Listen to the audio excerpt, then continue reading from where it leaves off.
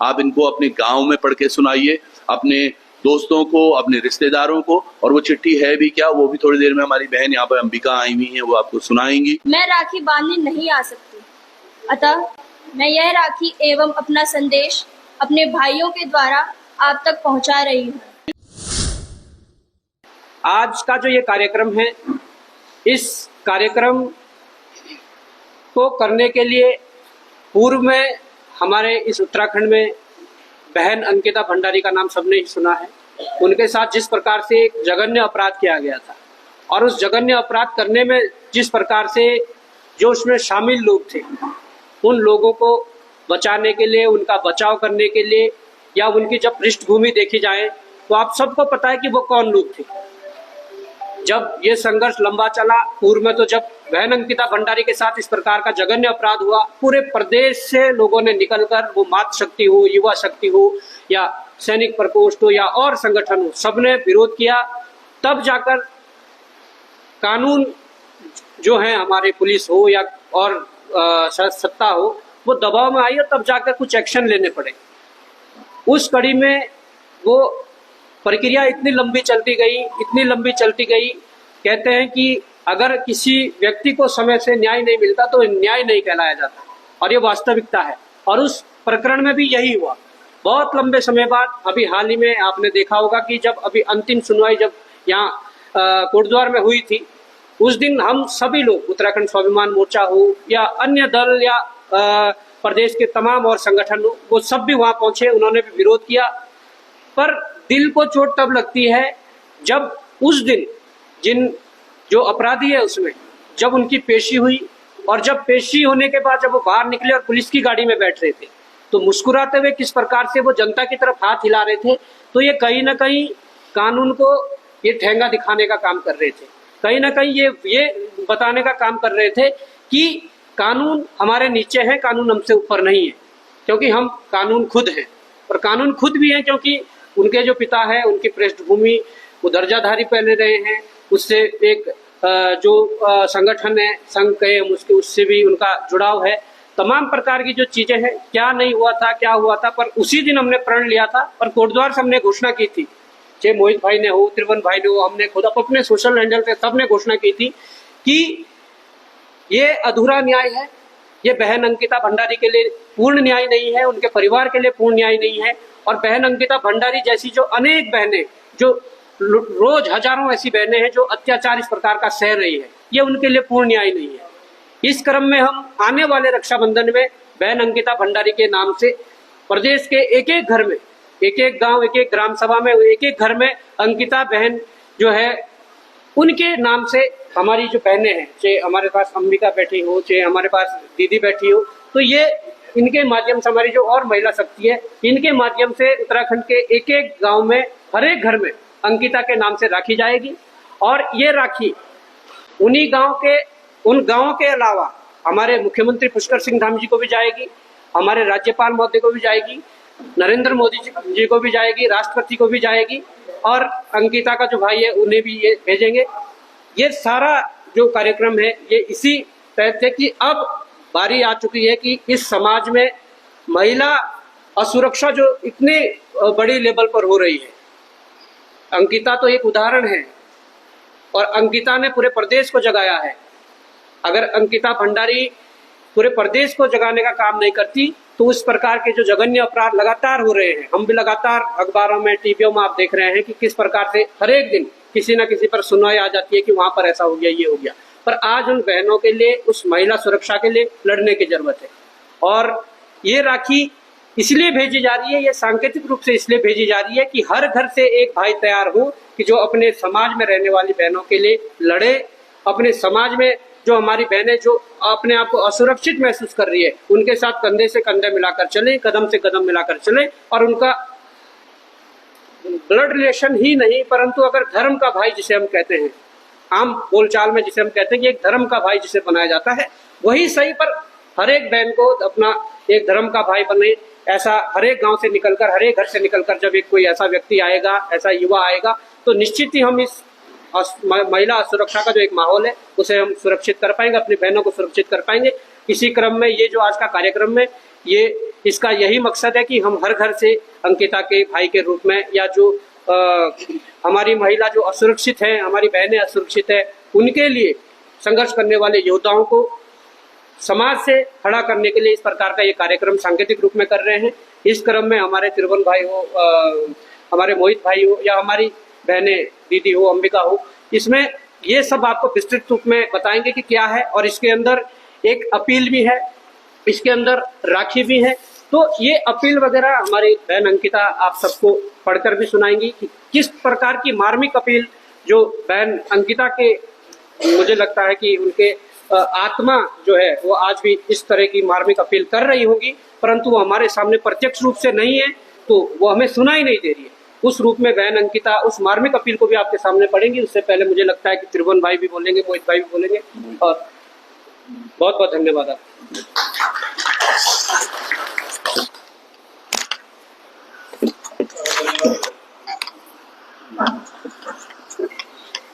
मैं आगंतुक सभी प्रेस कर्मी, हमारे जो भाई हैं, आप सबका बहुत बहुत धन्यवाद करता हूं, आभार करता हूं कि आज वाकई जो है बॉबी जी भाई ने भी शुरुआत में कहा कि पत्रकारिता जिंदा है तो कुछ ही कंधे दिखते हैं, और वो हैं, और खासकर वो तब जबकि हम सत्ता के विरुद्ध बात कर रहे हो या सत्ता में ही बैठे हुए उन लुटेरों या उन कातिलों के बारे में बात कर रहे हो, तो जरूरत होता है उन सच्चे सिपाहियों को, और आप सब लोग वो हैं।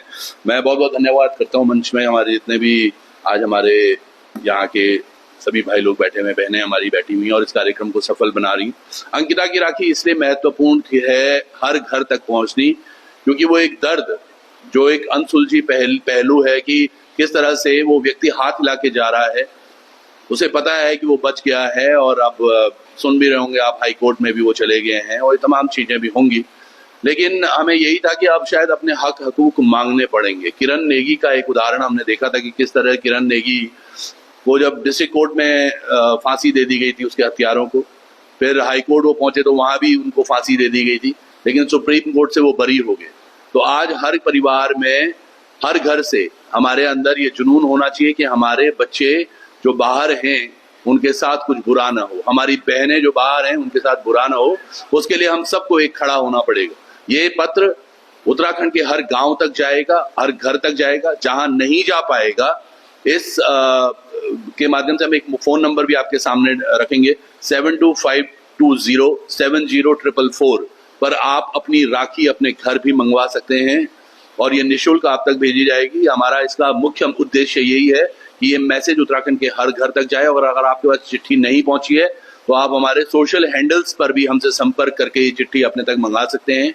आप इनको अपने गांव में पढ़ के सुनाइए, अपने दोस्तों को, अपने रिश्तेदारों को, और वो चिट्ठी है भी क्या, वो भी थोड़ी देर में हमारी बहन यहाँ पर अंबिका आई हुई है, वो आपको सुनाएंगी कि किस तरह से एक दर्द है उस बहन का जो चली जा चुकी है, और जिसको काल के मुंह में भेजने वाले आज भी जिंदा है, और वो शायद माखौल उड़ा रहे हैं हमारे पूरे इस परिवेश का, हमारे देवभूमि का, कि देखिए यहाँ किस तरह से बचा जा सकता है। एक दो दिन पहले एक घटना और भी इसी तरीके की, कि एक ACMO ने बाइक पर कुछ लड़कों को कुचल दिया, और उसके बाद ACMO की बस अब यही कोशिश है कि वो किसी तरह पैसे देके इससे पाला छुड़ा दे और बाहर घूमे।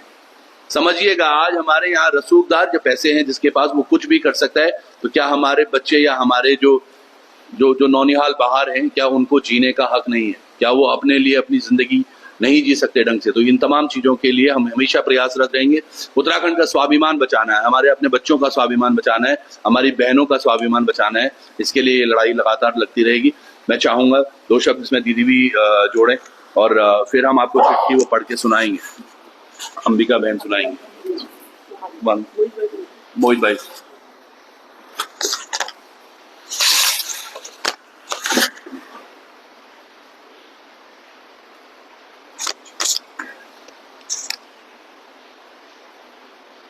पत्रकार साथियों का इस कार्यक्रम में बहुत बहुत स्वागत। जैसा कि आप सभी साथी, हमारे मोर्चा के अध्यक्ष बॉबी पंवार जी और त्रिभुवन चौहान जी ने इस कार्यक्रम की रूपरेखा आप सभी के सामने रख दी है, फिर भी इसमें कुछ ऐसे बिंदु हैं जिस पर बात की जानी चाहिए। आज इस राज्य में आप देख रहे होंगे, महिलाओं के प्रति जो आपराधिक घटनाएं हैं वो लगातार बढ़ती जा रही हैं। आप देखेंगे और सोचेंगे, हर दिन अखबार में, टीवी में देखेंगे कहीं न कहीं बलात्कार की कोई घटना हो रही है, कोई महिला लापता हो जा रही है, उनका शारीरिक रूप से उत्पीड़न हो रहा है, रेप की घटनाएं बहुत ज़्यादा बढ़ रही हैं, हत्या हो रही है, तो ये घटनाएं इस कदर बढ़ती जा रही हैं और कानून व्यवस्था हमारे सामने है। इतनी सारी घटनाएं होने के बावजूद भी अपराधियों पर शिकंजा नहीं कसा जा रहा है। हमारे सामने न जाने कितने मामले ऐसे आते हैं महिलाओं के अपराध से जुड़े हुए जिसमें न्याय नहीं मिल पाता है। तो आज का जो कार्यक्रम करने का मुख्य उद्देश्य है उसके पीछे ये है कि जो भाई बहन का एक रिश्ता है जिसको सुरक्षा के नज़रिए से हम लोग देखते हैं, और अंकिता भंडारी के बहाने एक मैसेज, हम संदेश आम जनता तक पहुंचाना चाहते हैं कि जो ये सिस्टम बन चुका है और जो घटनाएं इस राज्य में हो रही हैं, इसको रोकने के लिए इन घटनाओं को किस तरह से कम किया जाए या खत्म किया जाए, इसके लिए प्रयास किए जाने बहुत जरूरी है। और मुख्यमंत्री को ये संदेश पहुंचाया जा रहा है इस चिट्ठी के माध्यम से, राखी के माध्यम से। यहाँ के जो नेता प्रतिपक्ष हैं, प्रधानमंत्री हैं, जो भी गणमान्य लोग हैं, उनको इस संदेश दिया जा रहा है इस चिट्ठी के माध्यम से कि आपकी जो जिम्मेदारी बनती है, आपकी जिम्मेदारी बनती है महिलाओं की सुरक्षा को लेकर, तो आप उस पर काम कीजिए। तो ये संदेश हम देना चाहते हैं। और आप देखेंगे इस बात का दुख हो रहा है और अंकिता भंडारी को आज भी न्याय नहीं मिल पाया है, अधूरा न्याय मिला है। वो वीआईपी कौन था, इस चिट्ठी के माध्यम से मुख्यमंत्री से पूछना चाहते हैं। अंकिता स्वयं सवाल कर रही है कि वीआईपी खुलासा साहब क्यों नहीं कर रहे हैं। आखिर इस मामले की सुनवाई आपने कहा था कि फास्ट ट्रैक कोर्ट में करेंगे और जल्द से जल्द अपराधियों को फांसी के तख्ते पर पहुंचाएंगे, लेकिन क्यों नहीं अपराधी फांसी के तख्ते पर पहुंचे। वो विधायक जिसने बुलडोजर चलाया रिजॉर्ट पर, उसके खिलाफ कार्रवाई क्यों नहीं कर रहे हैं। तो ये सवाल भी इस चिट्ठी के माध्यम से हम मुख्यमंत्री से पूछने जा रहे हैं। और मैं समझता हूं कि हम सब की नैतिक जिम्मेदारी बनती है कि समाज में घटनाएं हो रही हैं, लगातार इस तरह से अपराध बढ़ रहे हैं महिलाओं के प्रति, हम सबको सामूहिक रूप से लड़ना होगा और इस सिस्टम से लगातार सवाल करते रहने होंगे कि जो आपकी कानून व्यवस्था है वो पटरी से किस तरह से उतर रही है, जंगल राज किस तरह से इस राज्य में कायम हो रहा है। हर रोज जो घटनाएं आ रही है वास्तव में विभत्स घटनाएं हमारे सामने हैं। तो हम सबकी जिम्मेदारी बनती है लगातार संघर्ष करते रहें, हम सड़कों पर लड़ते रहें और सिस्टम ने जो स्थिति इस राज्य में पैदा कर दी है उसको सुधारने के लिए हम सब लोग सामूहिक प्रयास करें। तो मैं बहुत बहुत धन्यवाद दूंगा और कर्नल साहब हमारे बीच में मौजूद हैं, मैं चाहूँगा अभी दोस्तों। जय हिंद मेरे पत्रकार साथियों। 15 मिनट ऑलरेडी हो गए हैं, तो हम लोग पत्रकार वार्ता में 1-2 लोग करेंगे तो ठीक सम्मेलन टाइप का हो जाएगा, सभी लोग बोलेंगे। ये निवेदन है। एक मिनट बात 15 मिनट हो गए। मैं ज्यादा टाइम नहीं लेना चाहता हूं, पर एक संदेश मैं देना चाहता हूं कि जो स्वाभिमान मोर्चा ने ये कदम उठाया है, ये बहुत ही अहम कदम है महिलाओं के लिए, हमारी मातृशक्ति के लिए, हमारी बहनों के लिए। और उसका जो आज हमारे साथ जो ये राखी अंकिता के नाम पे उत्तराखंड स्वाभिमान मोर्चा की तरफ से भेजी जा रही है, एक नारी शक्ति जो कि उत्तराखंड का एक सबसे कम उम्र की जो है पार्षद है, वो उनके द्वारा ये उद्घाटन हो रहा है। एक तरह से जो राखी उनके कर कमलों से भेजी जा रही है, तो मैं इसका हाथ दिल से स्वागत करता हूं। और जितने भी युवा गांव में हैं जिनके पास भी ये राखी पहुंचेगी, उनसे मैं करबद्ध प्रार्थना करना चाहता हूं कि एकजुट होकर एक साथ मिलकर के हमारी इस बिटिया को, हमारी इस बहन को न्याय दिलाने के लिए आप आगे आएंगे। Thank you so much. जय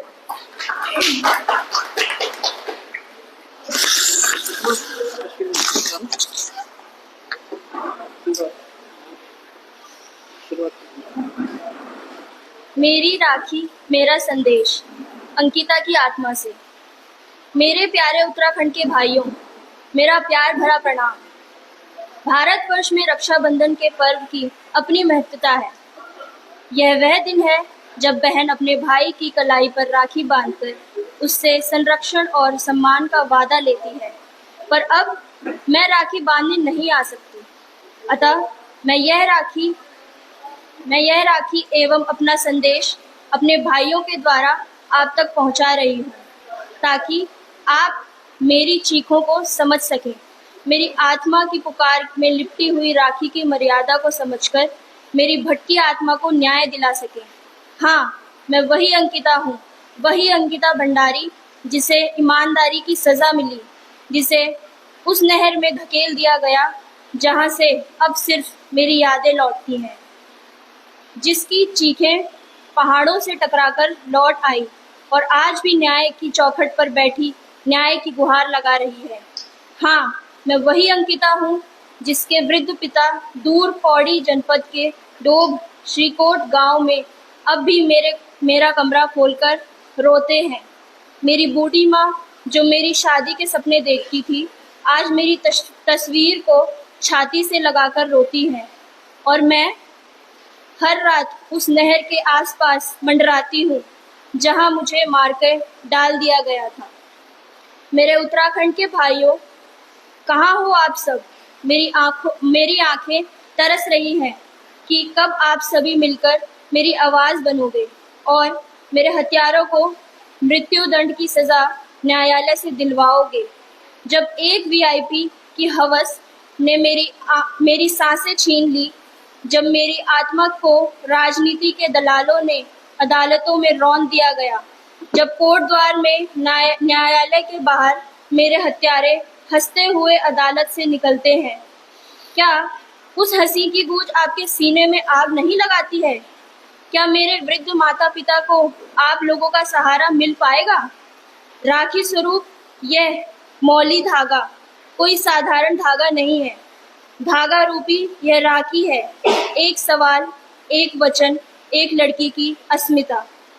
क्या यह वही देवभूमि है जहां बहनों की रक्षा के लिए भाई अपनी जान की बाजी लगाते थे? यह राखी आपको याद दिलाने आई है। क्या तब भी आप मौन रहोगे? क्या अब भी आपकी आवाज़ में चुप्पी रहेगी? अगर आज भी आप चुप रहे तो कल हर घर में एक और अंकिता के लिए रोना पड़ेगा, जिसकी चीखें भी यूं ही निरंकुश सत्ता की दीवारों में दफन हो जाएगी। जिस प्रकार मेरी चीखों को दबाने का प्रयास किया जा रहा है, उत्तराखंड की बहनों को एक संदेश, अब जागने का समय आ गया है। संस्कारों की दुहाई देने वालों को बता दो कि संस्कार सिर्फ सिंदूर में नहीं बल्कि न्याय की आवाज़ में है। मैं चाहती हूँ मेरी यह राखी आपको कलाई नहीं आपकी ज़मीर पर बंधे। जब भी आप आईना देखो तो मेरी आंखें, मेरा संघर्ष आपको याद आए। जब भी आप चुप रहो तो मेरी चीखें आपको जगाएं। मैं अंकिता हूँ, मरकर भी जिंदा रहने वाली तथा उत्तराखंड के लोगों को जगाने वाली। हर आंसू में, हर सवाल में, हर इंसाफ की लहर में शामिल रहने वाली। आप इस राखी को बांधें और कसम खाएं कि अब कोई अंकिता ना मारी जाएगी, ना भुलाई जाएगी, ना ही दफन होगी इस सत्ता की दीवारों में। आपकी बहन स्वर्गीय अंकिता भंडारी।